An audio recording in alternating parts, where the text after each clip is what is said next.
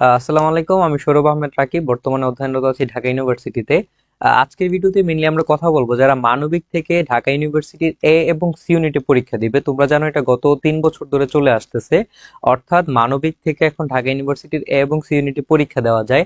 So এইটা নিয়ে যখন আমি এডমিশন ক্যান্ডিডেট ছিলাম, খুব কম ভিডিও ছিল ইউটিউবে, সেই জন্য তোমাদের কথা চিন্তা করে সেটার ইন ডিটেলসে আজকে আমরা একটা আলোচনা করব। যেহেতু তোমাদের 20 তারিখের পরীক্ষাটি হচ্ছে পিছিয়ে নেওয়া হয়েছে, মোস্ট প্রবলি 27 তারিখ হবে। সো আশা করি তোমরা এই ভিডিও থেকে যথেষ্ট উপকৃত হবে।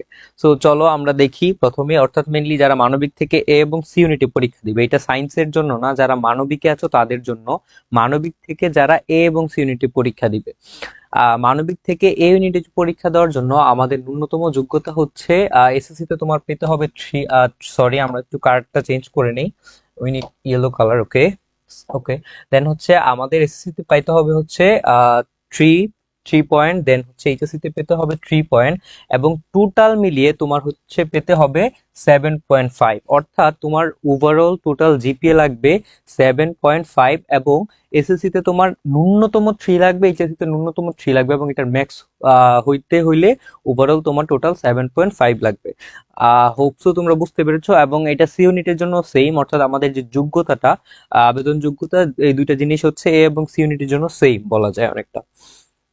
তারপর আমরা দেখবো যে আমাদের কম্পালসারি সাবজেক্ট কি কি আছে, অর্থাৎ আমরা আমাদের কোশ্চেন প্যাটার্নটা কিভাবে হবে, এবং হচ্ছে আমরা কোন কোন সাবজেক্ট অ্যান্সার করতে পারবো, কোন কোন সাবজেক্ট থেকে কোশ্চেন আসবে।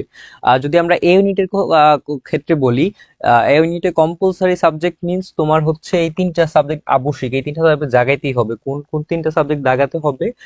বাংলা, ইংলিশ এবং হচ্ছে আইসিটি। বাংলা, ইংলিশ, আইসিটি, এই 3টা সাবজেক্ট তোমাকে দাগাতেই হবে। পাশাপাশি তোমার এগুলো ছাড়াও অপশনাল কয়েকটা সাবজেক্ট থাকবে, যেমন হচ্ছে math, statistics, geography, economics and psychology. ঠিক আছে, তোমার কয়টা সাবজেক্ট থাকতেছে এখানে অপশনাল? 1 2 3 4 5টা। কি কি? Math, statistics, geography, economics and psychology. Mainly আমরা যেহেতু আর্টসের স্টুডেন্ট, সো এখানে আমরা ম্যাথ এবং হচ্ছে স্ট্যাটিস্টিক্স সাবজেক্ট, অনেকে স্ট্যাটিস্টিক্স আছে, তোমরা চাইলে দাগাতে পারো ম্যাথ এবং স্ট্যাটিস্টিক্স। আমাদের এখানে শর্ত হচ্ছে তুমি যদি ম্যাথ এবং স্ট্যাটিস্টিক্স পেতে চাও, তোমাদেরকে আরেকটা জিনিস হচ্ছে একটু এনশিওর করে দেই।